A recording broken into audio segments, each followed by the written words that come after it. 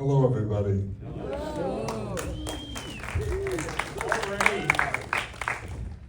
My name is Scott Zillner, and I'm with Movie Busters, and tonight's performance of Batman Forever here at the Frida Cinemas.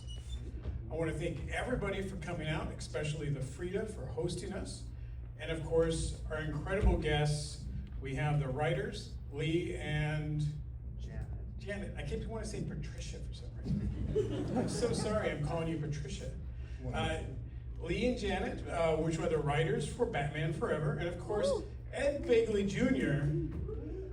Can you fire all of us tonight when you I'm gonna have to let you go. Thank you so much. That's a life dream come true right there. It really is.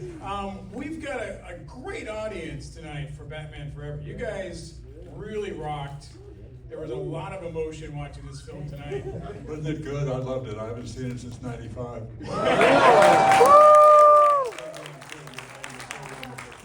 It really is a very good film, I thought. I haven't seen it in many years. It's just fantastic. Very impressed. Yeah, I haven't seen it since last week when I was prepping for this. But it's so great to see stuff like this, not at your home theater, which may be great, but on the big screen at a theater with a bunch of other people that also love it as much as you do. And I think that's what really makes these events special, and going to the movies special, is that everyone just yelling and screaming and It's a great group experience, isn't it? yeah. And when we all saw Val Kilmer's rubber butt, we were there for that. That was a moment. Joel Schumacher's wonderful mark. He did some bold things in that movie, and I loved it all. The bold stuff was on the page, and it was just great, and Joel executed it so well. Bat nipples. That was one of his true gifts to Batman lore. You guys wrote Batman Forever, and that process was originally a Tim Burton film. Like the Batman 3 was Burton. It started off with Tim, that's right. And then he passed the reins on to Joel voluntarily. He stayed on as a producer. But when we were auditioning and pitching for the movie, we had to be approved by Tim. He had to sign off on us before we could be allowed to write the movie, regardless of what Joel said. So it was a real passing on of the reins from one helmsman to another. Can I make a comment about something that was very important that Jen said in that meeting?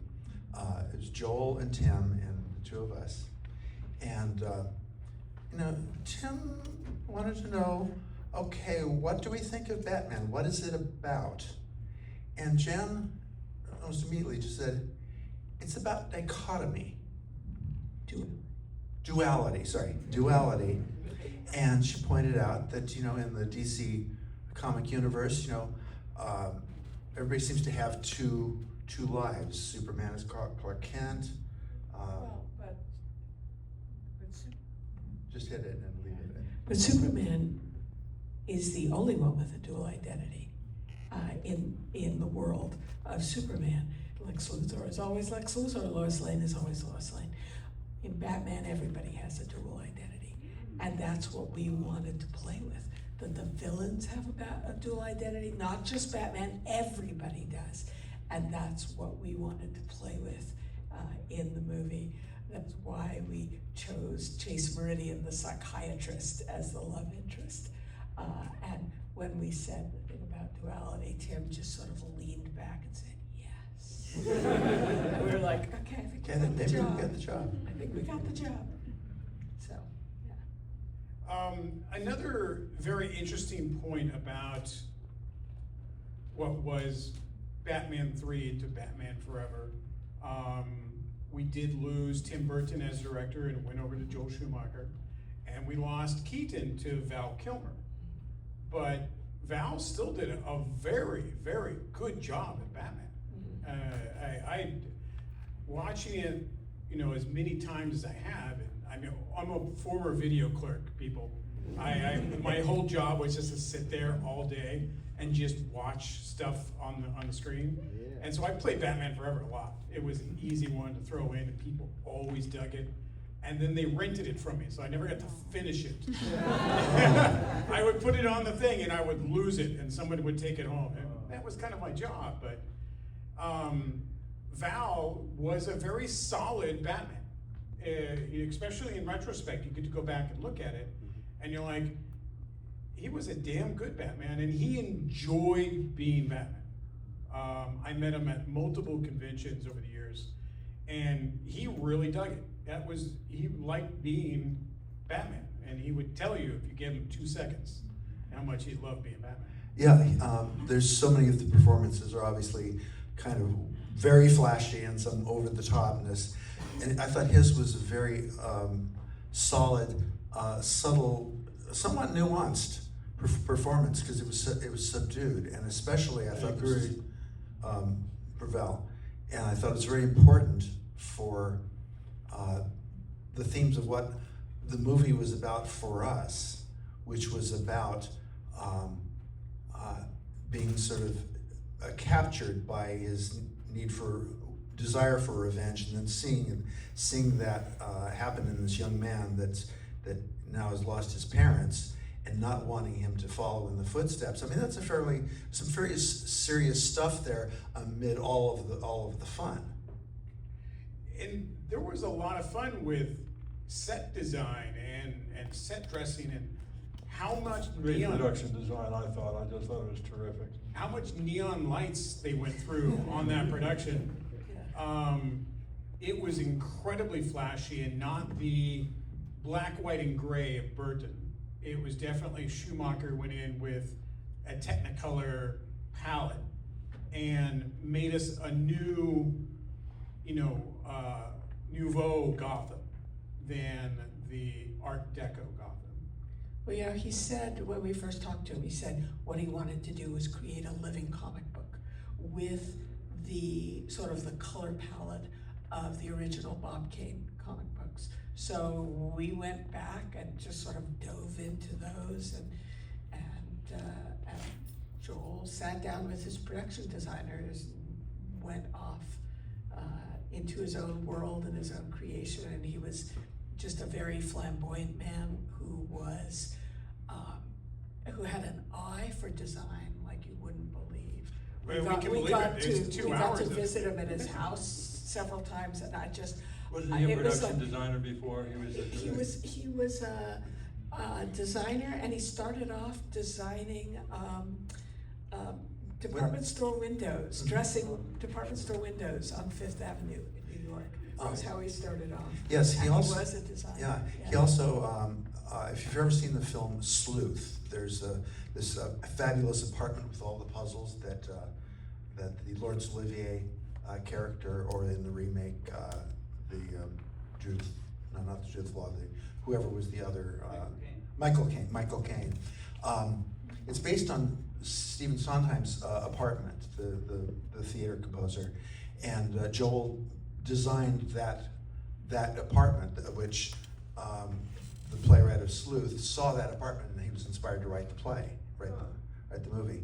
And then at one point we were in New Orleans with Joel as he was finishing up the client, and he was just asking us about our background, and so happens that my aunt Sheila O'Brien, who was an Oscar-nominated costume designer, she and Edith had founded the Costume Designers Union, and I mentioned this, and Joel just said, Sheila O'Brien was your aunt? She gave me my first job in Hollywood. She got me into the union as a costume designer, and from there he became a production designer, and from there he became a director. Wow, I that's worked with great. him on a thing called Amateur Night at the Dixie Bar and Grill. Dennis Quaid was in it, Tanya Tucker was in it, I was in it, and it was directed by Joel Schumacher very early in his career, and he did a terrific job with that. Yeah, and his house it was like walking into Hearst Castle. I mean, it was magnificent, absolutely magnificent. So of course that all is reflected Now, this in the wasn't- design of his movies. Sorry, this wasn't a spec script, obviously. I imagine years of meetings with Tim Burton and others, with Michael Keaton perhaps. How long was the process that led to the final script? It was fast. It was months. It was a Months? handful of months. Yes, yeah. they Oh my had a God. release date for the movie, and they had no story. We were brought in.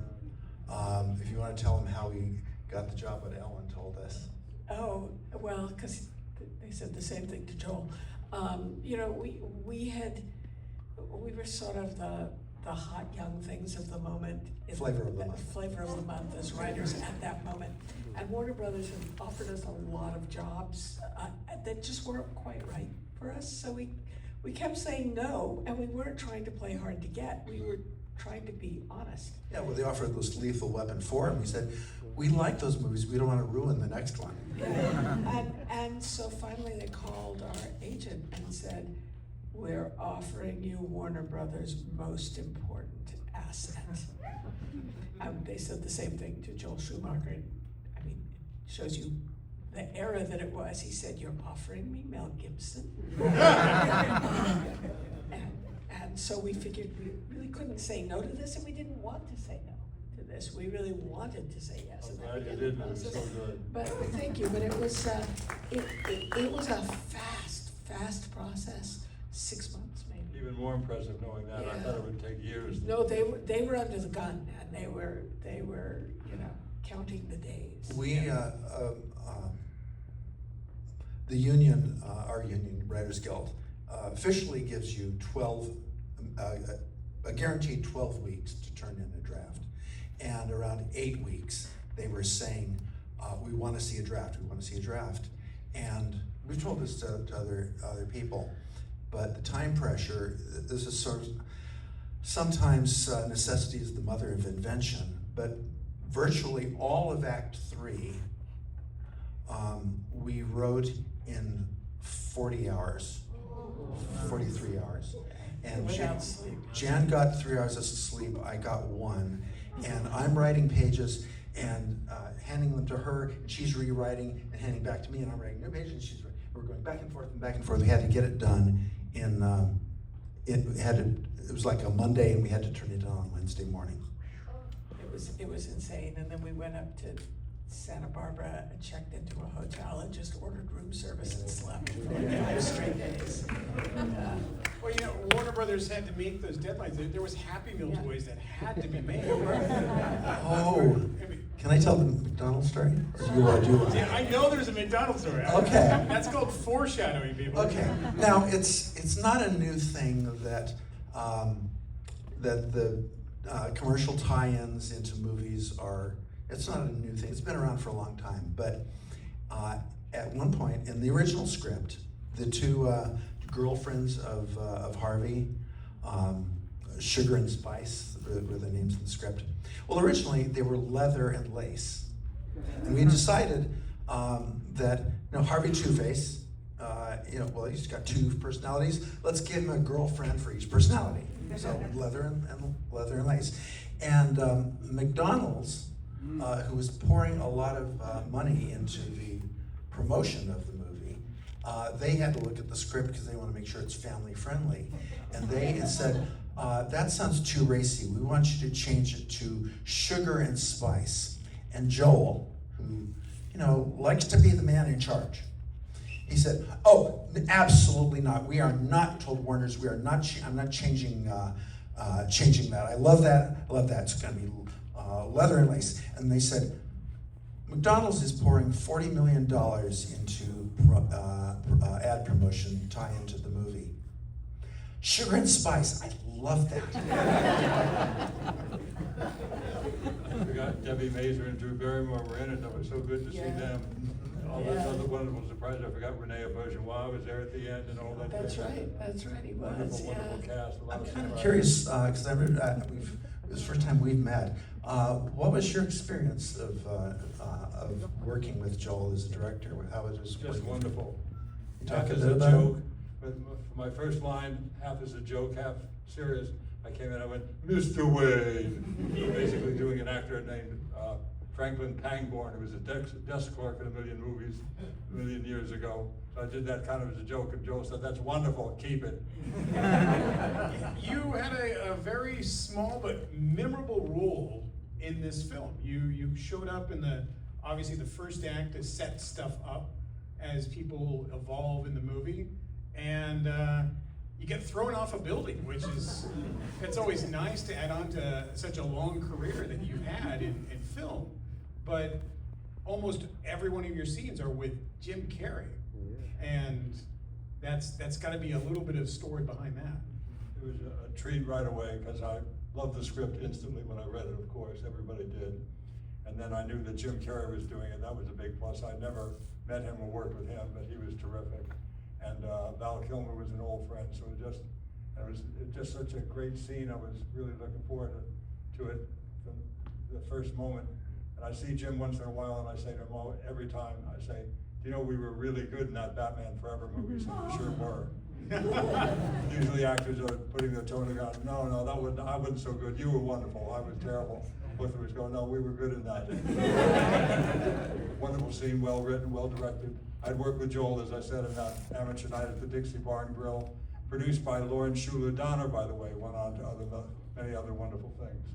And it was definitely a very interesting setup for Nigma, as you know, the first time he gets some brain juice, he's committing murder that night. Like, you become really, really smart and you start killing people. And it was, unfortunately, your last day at Wayne Tech. Sadly. Yeah. I love the clever lines, you know, "You're gonna be fired" and all that. So "I'm gonna have to let you go." Plummeting to my death there is just wonderful, very funny. With this incredible cast of characters, it was almost a different set of characters originally for this film. When we were in the Burton version, or you guys can tell me how many layers of versions, Jim Carrey wasn't the Riddler. And we know that Keaton dropped out when Burton dropped out. Keaton didn't like the direction, so he dropped out. They replaced him with Val, but also the Riddler was initially offered to Robin Williams. That's right, and we were told we were writing for Robin, and so we wrote a lot of things. You know, people who had the great fortune to write for Robin Williams would often sort of write setups that would be just sort of moments that he could then embellish. So that was a really exciting thing that we hadn't gotten to do before. So we were writing for him, and what ended up happening was his agents. He read it. We had a friend who was at ILM who had been working with him. Told us he read it. He really loves it. He's going to say yes. And he told his agents, "Yeah, I want to do this. This is going to be a lot of fun." And they said, "Well, we're going to ask for money." He said, just say yes." They said, "Don't worry, we're safe. There's nobody else in town who can do this part." Because Jim Carrey's career had barely started. He'd had Ace Ventura. And that's it. And that was on a Friday, and Robin was with CAA, and they said that if there was somebody else who could do it, we would represent them. And Jim Carrey was at UTA, a different agency, and over that weekend they offered it to him. He said yes immediately, and Robin found out in the trades that they had cast somebody else. He was crushed. They didn't even have the courtesy to tell him. So all of a sudden, we were not writing for Michael Keaton. When we came on, we were writing for Michael Keaton, and then and all of a sudden, we were not writing for Robin Williams. We were writing for Jim Carrey. So, And in a crunch time to And in a have crunch everything time, done. You're yeah. switching actors. Yes, and because Val Kilmer's quite a bit younger than Michael Keaton at this point, visually in his career, they felt that Renee Russo, who was originally be cast, she was a few years older, and so they wanted to recast. So what they did is they told Renee, we're asking you to step aside. We'll promise you an A-list movie. They gave her Outbreak with Dustin Hoffman, and then they brought in Nicole Kidman, who was a little bit younger, and they felt, but that would be because this is Hollywood. We can't have a man going out with a woman who's the same age as him. That wouldn't do in Hollywood. Wow, there's a lot of twists and turns to get this film made, and it was the blockbuster event of 1995. Yeah. Unlike the other film that came out, we won't mention that, Batman and Robin. Batman Forever is remembered very, very well. We even had a Riddler show up today. Yeah. Yay. Yeah. And the crowd, was on it for every positive beat for this film. How do you feel having written something which, we're on an anniversary here too? It is, yeah. We're 30 years. 30 years. Wow. 30 years. 30 years. Well, when we Where were, did it go? when this came out, we obviously got to go to the big premiere party, which was in Westwood, where they bought out half of Westwood, and that was amazing. And then we went and saw the film in Los Angeles, and then we've been in a writers group for years and years, and all of our writers we were going down to San Diego for a field trip, a little holiday, and so we all as a group. We booked an entire row in the local theater, the Loma Theater in Point Loma, and because they wanted to see it with us. So we did, and there was a 11-year-old kid who was the nephew of one of our writer friends. And after it was over, he came up to us, and his parents told him, we wrote the movie, and he said, I want to thank you. Really? For what? Thank you for getting it right. Aww. And no matter what, any other reviews, whether the New York Times said, we got mixed reviews. Some people loved it, some people thought it was too silly. But Jan said, remember what you told him? I basically said we wrote it for you. So, Yeah, and we did, because Joel wanted, I miss Joel because he passed away a couple of years ago, but he was very good to us, and he was a person filled with a lot of joy. He's enthusiastic about anything. If he loved something, he loved it. And he wanted to give a gift to audiences. He wasn't about himself, he was about what will the audience experience. It's not me. I mean, he did have, I'm in charge, I'm the prince, I'm a director. People will do what I want them to do. But he wanted them to do the things that would please an audience. And so that, I think that came through in this film. The humor, the fun, the brightness of it all. And I love this film a lot. Over the years, I've become even more enamored of it, because when it happens so fast, okay, we hope it's a hit. And now people really like it. People loved it, right? Woo! Yeah!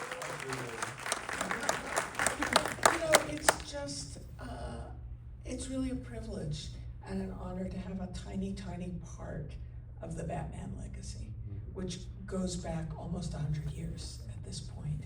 The 100-year anniversary of Batman is in the pretty near horizon. And just to have a shred of that is really an honor. Yeah, it's definitely one of the more, I'd say, fun Batman films. Like, some of the Batman films definitely get more serious or even more campy, and there's that Goldilocks zone of Batman's, and that's Batman Forever. It's campy, it's fun, and you leave having a good time. And that's, I think, the essential beats of that drum that we get to be in that film. Yeah. You have a new movie you did recently. Oh yeah, came out fairly recently. It's called Strange Darling. Anybody see Strange Darling? Very good film. J.T. Mulner wrote it. He's kind of new on the scene. He's done one film before. He's very good. And I highly recommend it. I don't recommend many films, but I certainly recommend Batman Forever. That's a great tie-in. There's no way that's a non-paid promotional asset. With 30 years of Batman Forever Do you guys think that after all this time it would be still a cultural icon? I mean, I still have my Batman frosted cups in my kitchen. Like, who's got Batman frosted cups? There we go. Yeah. Thank you, McDonald's. It's still a point. The Batman toys I put out on display by the tables, those are in stores right now. Like, that's at Target. You can pick those up today. And that was from a film from 30 years ago. How do you feel about its longevity as a Batman film? Didn't get a piece of any of that. I really regret that. Yeah, I mean, some years back, we were at Comic-Con, and maybe it was the 20th anniversary, 25th, something like that. Wouldn't have been the 25th, that was COVID. There was a huge display on the floor of props that they were selling. And they had the Riddler's cane, the gold cane, the first one, yes, that one. And they were selling it for $4,500. And all I could think of was, this is a 20-year-old movie and I should have stolen the props. Ed, did you steal any props? No, I didn't get Fred Stickley's mustache, but I should have taken it. That would have been something, right? Like, just to have, I mean, it was fit for you, like no one else could really use it. Couldn't get my hands on it, yeah. I wanted one of those helmets, but the prop guys were guarding that quite carefully, as they should. How do you feel being a very well-known meme for getting fired? Wait, say that again. You're a meme, meaning the people have taken a little clip of the movie where you're fired. And I didn't know that. people get fired by getting that sent to them. Am I doing a true thing now? That is cold. That's That is really fantastic. cold. Yes. I think I'm pretty honored by that. That's pretty great. Yeah. You have an incredibly long career in film and television. Some would say too long, but You're still No such doing thing. stuff. But people get fired to you quite a bit. I just feel very lucky to be working in this business still 58 years later. I'm still working. It's kind of shocking, but I'll show up for it if they keep calling. There you go. Thank you, fans. Thank you. I have here's a pet peeve question. This is my thing that's been bothering me since I watched Batman Forever. Batman gets a sonic suit so that he can see in the dark, and then you don't use it in the finale, but in the special effects, you see the floor around Batman disappear. It was a hologram. But Batman's suit didn't know where he was walking to not fall off of a cliff. Was there something in the script there that was cut out? Or have I just made this up in my head the entire time? We wrote that in 40 hours.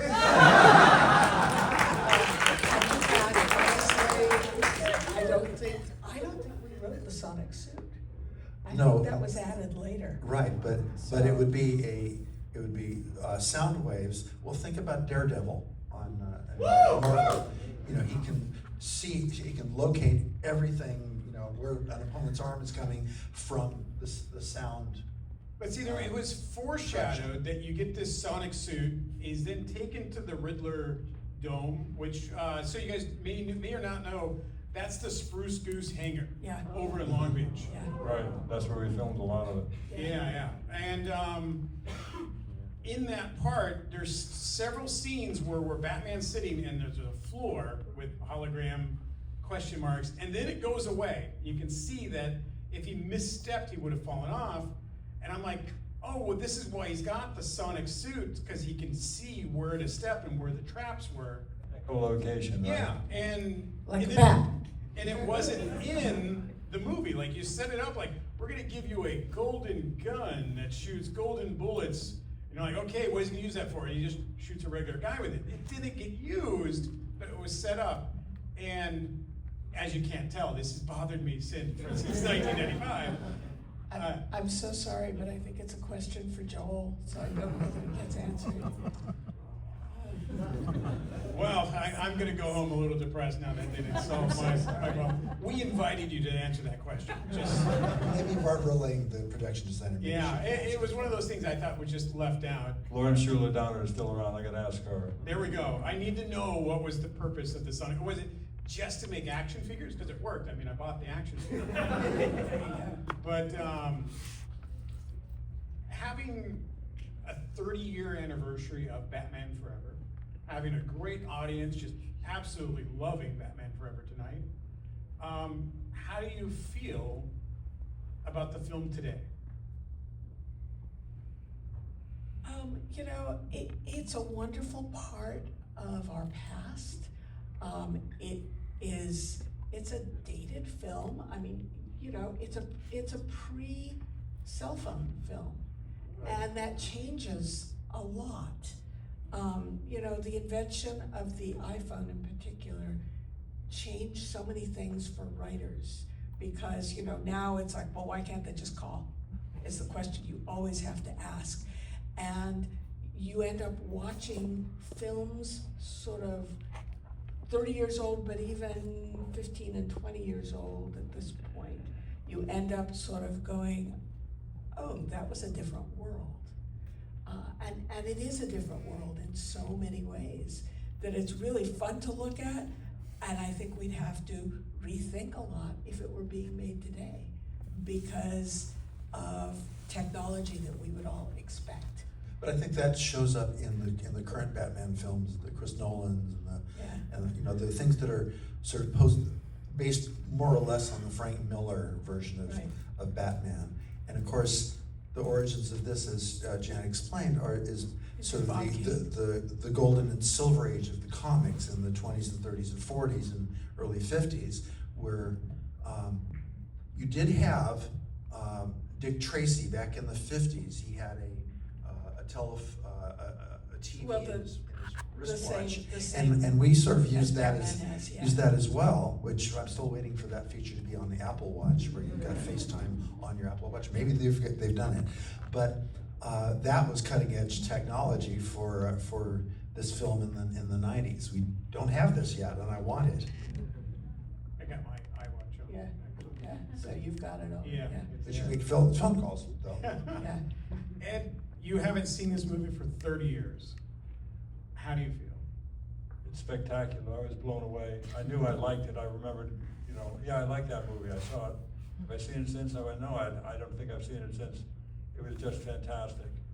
It's just such an impressive story, so well told by you guys, so well executed, I just loved every minute of it.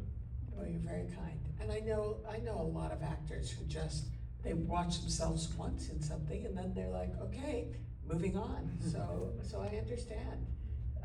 You know, we don't go back and watch old things that we've done very often at all. No. It just, you know, you move on.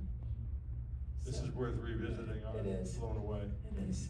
Well, it's actually fun because you sort of forget what you did back then, and it's so much time has passed. It's like, Yeah. oh, I like that. I wonder who wrote that, me or Jan. Yeah. Or be like, oh, I remember that. Yeah. So.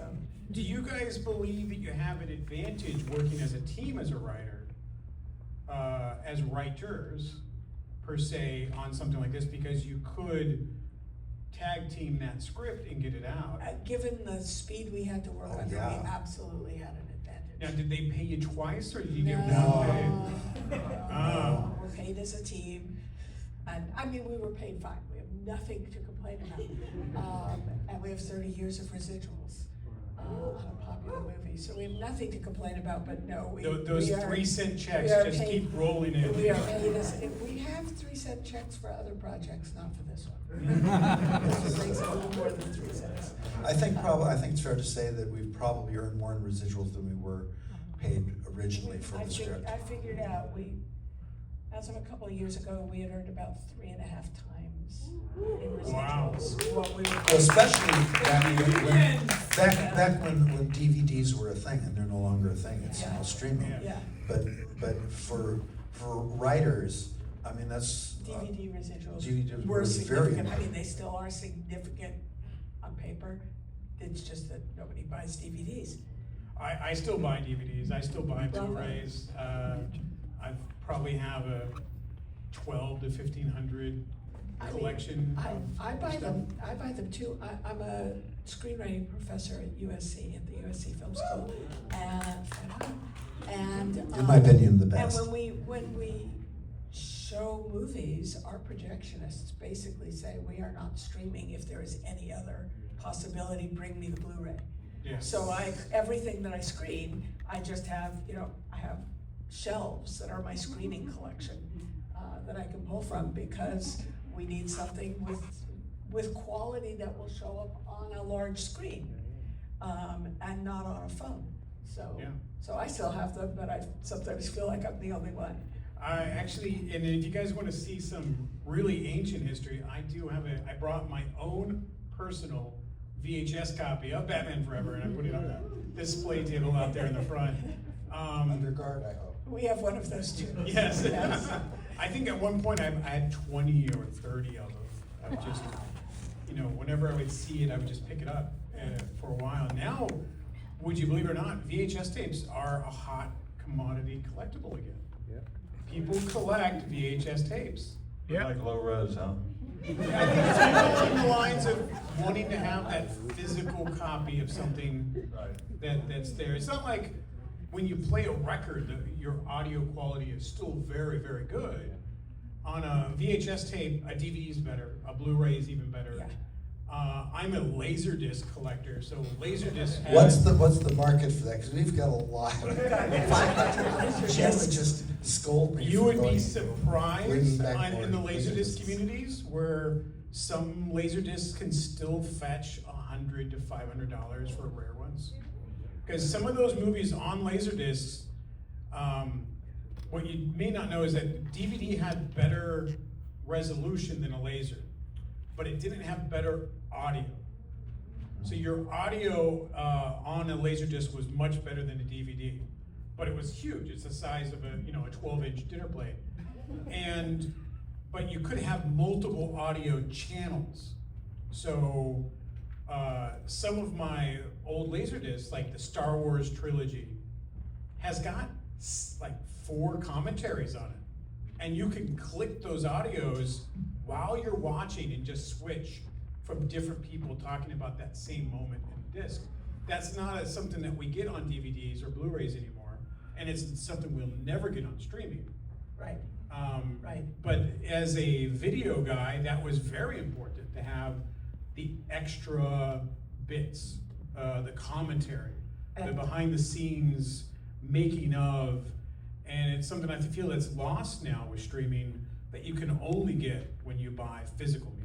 There's still sometimes some commentaries on some DVDs, and I'm going to just sort of give a promo for Jan, because she did an interview commentary at the back end for Harry Potter and the Order of the Phoenix, where she's talking about the film. So buy that DVD to hear her commentary, and then we'll get residual off I it. want to say something about. No, I don't get residuals for that. Okay, don't buy it now, just steal it. The Star Wars Laserdisc is hilarious because first of all, it's the original Star Wars. It's the unedited. Yes. It's the unedited. No new computer effects. No added things. Han shot first. All of it. It's the real Star Wars. And it comes with Now a great known as- book. It comes with a great book, and There's a surprise. and they couldn't translate the effects. Effects got messed up a little when they were transferred to Laserdisc because the resolution was higher than they expected it to be, than they ever expected anybody to see on Laserdisc. So, like a lot of the spaceships have trails behind them. But the thing that I love the best is the final scene where we're in the back of the Hall of ceremony, the Honors. hall, and everybody's down front getting their awards, and you can sort of see everybody in the foreground is out of focus, and we're all focused on Luke and everybody, and they're playing all the wonderful music. Yeah, but on the peripheries on the and you sides. can't, in the movies, it's all out of focus. but the resolution is so high on the Laserdisc that all of those people are in focus, but they're not people, they're cardboard cutouts. And you can see that on the Laserdisc, so that's sort of fun. And One thing we that still have our collection. One thing that was in focus on Batman Forever was all of the incredible backgrounds and the background actors. Like, especially the neon punks. Yeah. Every single one of those guys was unique costume, unique makeup, unique weapons in a lot of cases. And Batman Day at Warner Brothers has a special tour. I did it last year. And it took you through the Warner Brothers backlot and went over some of the Batman scenes and spots, including where Jim Carrey puts the note on the Bat Gate. Right. Was also used for Jurassic Park and Yeah. a bunch of other stuff. And the alley for that Batman fight with the neon punks, which I just call neon punks. Yeah, where in the, Robin steals the car. in the script, Yeah. what were they actually called? Did you just Oh, call I don't them remember. punks or Probably. I don't Number one. I don't remember. I don't remember, but skull face guy? But Terry? Joel really sort of he loved the Day of the Dead culture and Yeah. Right. And that's what he was going for. Those masks, you know, I forget what the Mexican holiday's name. Yeah. Yes. Yes. So that's what he was going after. And it's great. It looks incredible on film. Everything glows, everything's bright, and yet it's still dark and grim at the same time. And that whole lot where they shot that stuff is now school backgrounds for one of their main shows that's on TV right now. It's a school, and they have like kids walking around, but that's also where they threw a Batmobile and fought neon punks. And it's amazing. If you guys can ever do that Batman tour when they do Batman Day, do it. And you find so many tiny little pieces of Warner Brothers history on that lot that they've shot, because it is right there, it's their lot. Your scenes with Jim, where did you guys shoot those at? Spruce Goose. At the Spruce Goose. Yeah, everything I had with Spruce Goose, Wayne, the office, all of it was there. If Oh you my guys goodness. aren't aware of the Spruce Goose's dome over in Long Beach, it's right next to the Queen Mary, and it's one of the biggest open air structures Yeah. on the West Coast. Like the actual filming studios you have on Warner Brothers lot and whatnot are nowhere near as massive as that hangar is. Because it's a dome, so there's no pillars. So it's a big Yeah. open space. It's a phenomenal space. It's Yeah, shocking great how big it location. is when you walk into it. I was saying to somebody earlier, they also filmed Stargate. A lot of the big scenes for the yeah. original Stargate movie was also in that dome, and then they filmed huge sets for Batman. Right next to the Queen Mary. Yeah, right next to the Queen Mary. Yeah. Mr. Freeze is in Batman and Robin, also in that dome. Yeah. Yeah, it's a incredible space. So you were shooting there. They obviously made several sets, and they were working on different Yeah, aspects. there was a part of the Batcave was there. Part of the Batcave, Yeah. the office, and obviously the Riddler cave. Mhm. Yeah. What did you call the Riddler cave? That's just me. I'm just calling it The Riddler's lair. the Riddler's lair. Yeah. Right. Yeah, that's better than Riddler cave, I guess. And the party where Edward Nygma introduces the box was shot at the Pantages Theater. The lobby. In the lobby of the Pantages Theater in LA, yeah, so. So coming And down if you're through the- familiar with the Pantages, With this big walk through the staircases on lobby either with side. the staircases, the beautiful ceilings, yeah. Wow, looked great. Yeah, we were there the day that Batman drops down from the ceiling and makes a spectacular landing. Yeah, that was fun. It was a very good landing. I mean, Yeah. Can I just go back to you mentioned the extras on the tour? I want to just say something because you know, when someone has passed away, you know, it's very important, I think, for people to understand some of the really wonderful things about a man. And we were on set one day. It was the circus scene where Dick Grayson's parents are killed. And so you've got all these extras.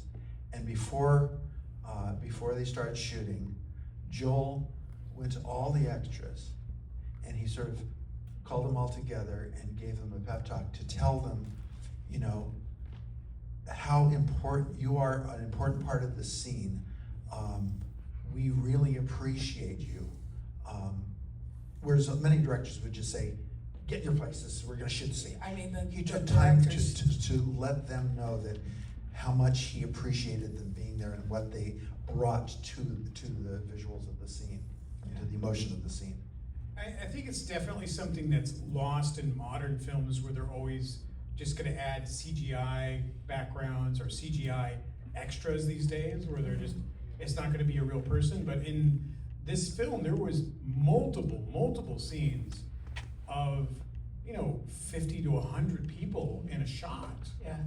And all of them in full costume, with light effects and smoke effects, and Gives a great dimension, doesn't it? it does. It really added a lot of depth to everything that was shot, everything that was filmed. And watching it again on the big screen, we really got treated to seeing that the way it was meant to be seen in a movie theater with Ed in the audience. Like, that's how you should always see Batman Forever. You need me there, that's right. Yeah. We're getting close to having to wrap it up. Would you like to say anything else to the great fans that came out here tonight to see you? Well, are there one or two questions that they would like to ask? There was always one or two questions. Okay. That's why I wanted to get you guys to talk before we start getting onto that. Okay. What would you like to say about the Well, film? thank you all for coming out.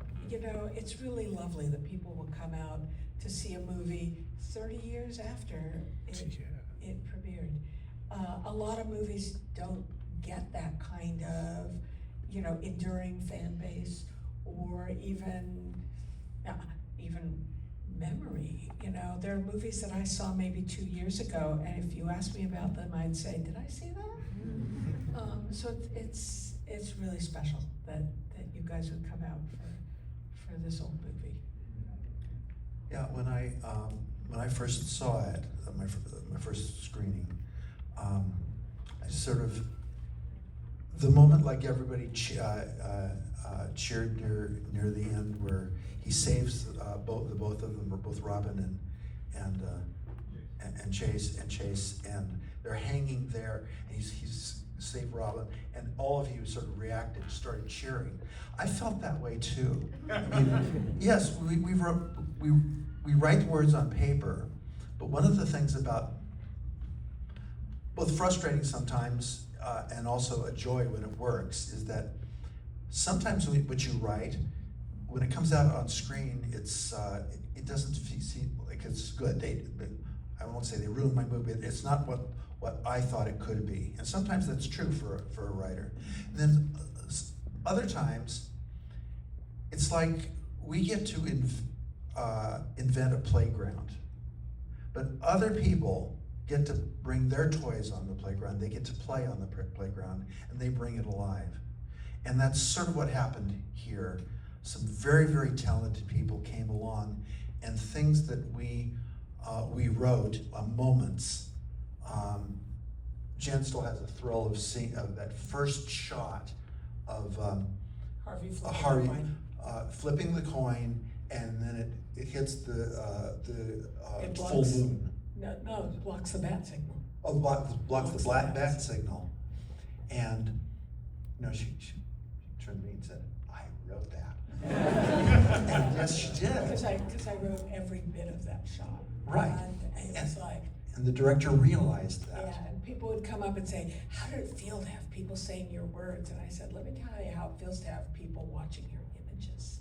That's amazing. There was another moment that, I'll just wrap up here. There's a moment that, because Joel gave us a lot of freedom as writers. Because he's all really about the visual. He's about the drama, but primarily he's a visual artist, as we've talked about his background. So we were in New Orleans we're staying at the hotel, and we're in his suite, and he's lying down on the couch. We're brainstorming and about what about this, and he said, "There's a scene I see Batman coming out of a wall of fire. I don't care how they get there, what situation it is, but get me that shot." And so we had the freedom to make that happen. But that was so wonderful to have, okay, here's a man who has a vision, and we have a vision too, and we can sort of try to make this all work together. And I felt there an awful lot of this film, that his vision was bigger and wilder and more colorful than ours, and our vision was probably a little more on the structure and the language of the piece, and the logic. He sometimes called us his logic police, and it was not a compliment, because he wanted to go do something really wild and crazy, and we were pulling it back. No, let's pull that back just a little bit. But yeah, in the movie, I don't know how a single piece of wire would hold all of that weight multiple times in the film. oh, Don't ask. Yes, like, what are they making wire out of in Gotham? the Support sun- an the sun entire is- the sun's safe? there. But it really worked together, and I felt like it was like a hamburger that's well made. All the ingredients kind of meld. I feel like this was the case where all the ingredients miraculously melded into something that was a big pile of joy. Ed, you want to say anything from your heart about the film? I'm just especially grateful to be called here tonight to do this, to see the film again, and to thank the wonderful writers. You know, the play's a thing, and you get great material like that. I'm grateful for the opportunity to say thank you both. Hey, we're happy to be out. Okay, we have time for a couple questions, just a couple. I'm going to start making my way up here. I see you, and you. I'm going for you first because you're right in the front row, and that's your front row privilege. I love the character of Chase Meridian. I was just wondering, like, could you talk about just the thinking behind the creation of the character? Did she change in any significant way from page to screen? And also, is there any special significance to the name Chase Meridian? Yes. Yes. The meridian, we talked about duality. So a meridian So on she's a globe divides. is the dividing point on either side.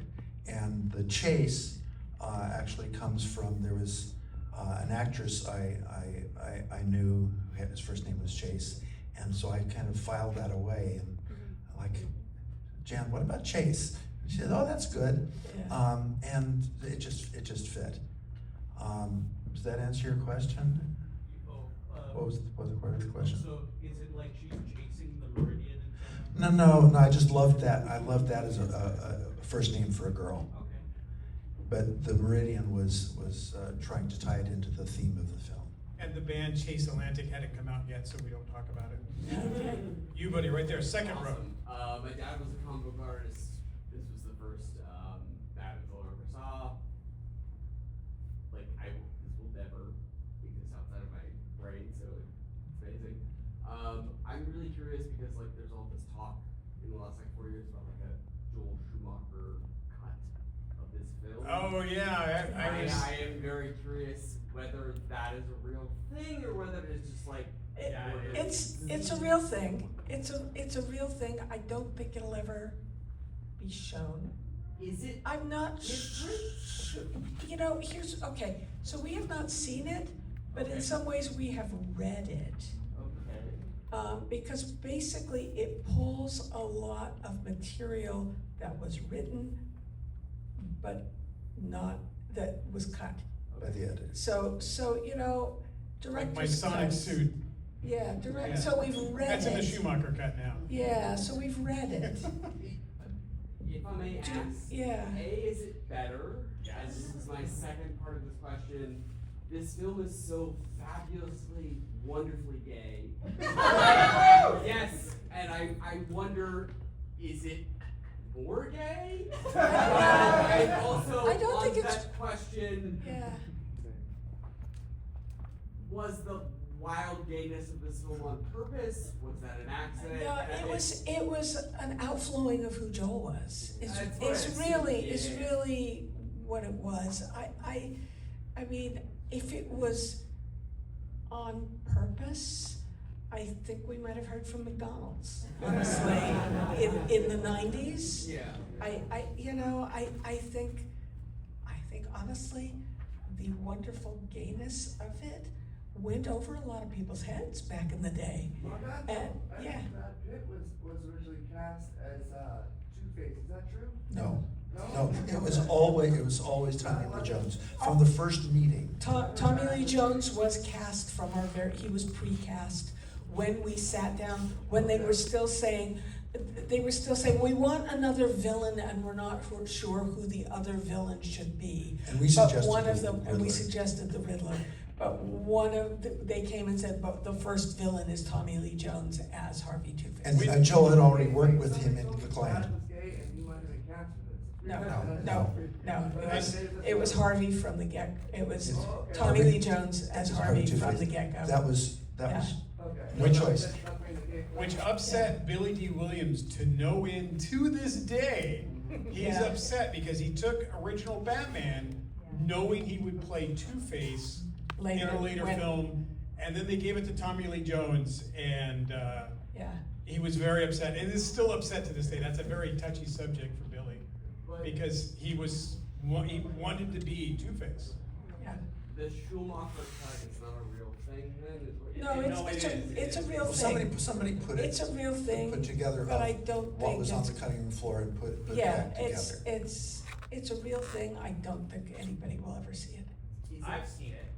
Okay. Oh, Yeah. Okay, Okay. now he has to disappear. Warner Brother lawyers are coming in here right now to take him away, people. There's a supervillain right next to you. Yeah. So go. So the movie we saw tonight is 2 hours and 1 minute. Yeah. I got a chance to see a 2 hours and 15 minutes version of this movie that was apparently a word print that Joel submitted. It's very similar to your original script. Mhm. If you want an idea of what's in this version of the movie, just go on PDF Finder or whatever, Google Batman Forever script. Well, yeah, they wrote the script. I mean, they know what it's about. But once you read it, it's a lot like this Schumacher cut, which is basically the movie that Joel submitted. There's a little more of Arkham Asylum in it. Yes.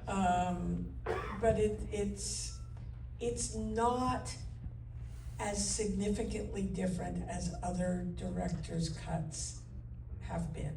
I think the tone is way darker though. It is Because darker. the temp music is different. It has a different tone. I feel like this movie was changed a lot for the final edit that we have to be a lot more fun.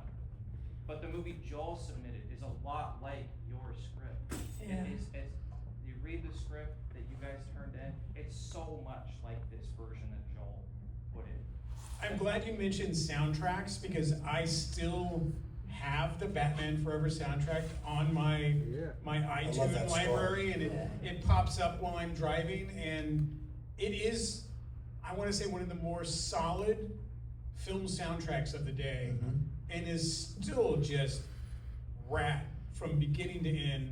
That soundtrack kicks butt, and that's when they were making soundtracks for movies to sell soundtracks, to sell music. Yeah, to sell CDs And at the time. that soundtrack sold Yeah. great. It was gangbusters. Yeah. You can't even listen to Seal without thinking Batman Forever.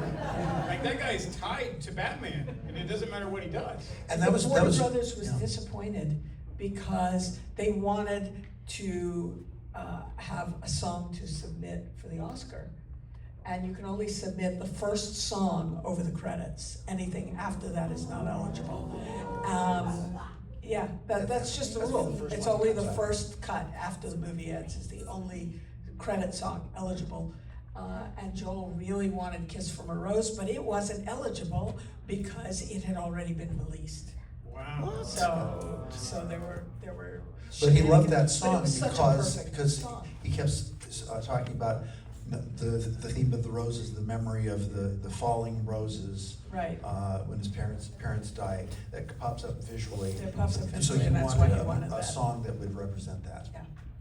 And with that, people, we are getting the nod, the little nod to move on. I got one more question. Shoot. Oh, yeah, No, that was for you. sorry, Yeah, the Riddler has to get the last one. Yeah, these guys are great. I know, it's a lot of, heads in the game, a lot of different ideas, so, if you don't have an answer to this, that's totally fine. But was it an understanding of Burton's original framework that prompted you to? Of whose original framework? Tim Burton's. Tim Burton's. That prompted you to, suggest Riddler as a primary antagonist? Not really. They left it very much up to us. We thought it was actually going to be a little busy because they also wanted to introduce Robin, and we said finding time to balance two villains and the introduction of Robin is a lot. That's a lot for 2 hours. But they really, because Batman Returns had two villains, they wanted two villains. And so they very much left it up to us, with their approval. And honestly, we thought back to the old Adam West Batman and said, who are the villains that the mass audience will recognize? So we came this So close we to weren't King gonna go Tut. with something like Scarecrow or, the ones that people wouldn't know. And we said, well, we've seen the Penguin, we've seen the Joker, we've seen Catwoman, it's the Riddler. So it's kind of a process of. It was a process of Right, elimination. but also, when you're given lemons, you make lemonade. We thought, we really don't want to do two villains, but as long as we have to, then, okay, let's try to tie that into duality. So, the Riddler is not Batman's villain. The Riddler is Bruce Wayne's villain, and Harvey Two-Face is Batman's villain. So each of them gets them a villain. Yeah. Everybody gets a villain. You get a villain. You get a villain. There's a villain under your seat. Putting that together, I'm like, oh, that's cool. This movie gets both Batman and Bruce. That was quite intentional. Yeah, that was intentional. Pulled it off really well. And just like one last little thing, because superhero movies are definitely susceptible to overstuffing, it never feels that way. Never. It never. Well, we're gonna give credit to Dennis Verkler, the editor, on that, because sometimes we felt like we were overstuffing because it was so much, it was like, oh, and now we need a circus, Yeah. Yeah, and we met him. Joel had done. I told this to Scott. I'll just finish this.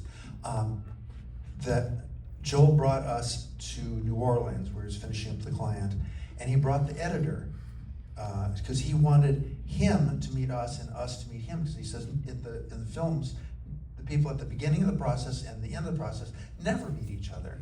So we did, and we got to be on the same page, and so that actually paid off. It did, because we were able to say, tell us the things you're gonna cut. Tell us the things that we shouldn't bother to write, because you're gonna cut them. And that was really helpful. So, yeah. Thank you. All right, everybody. Thank you again for coming out to the Frida and watching our special presentation of Batman Forever. Thank you, Ed.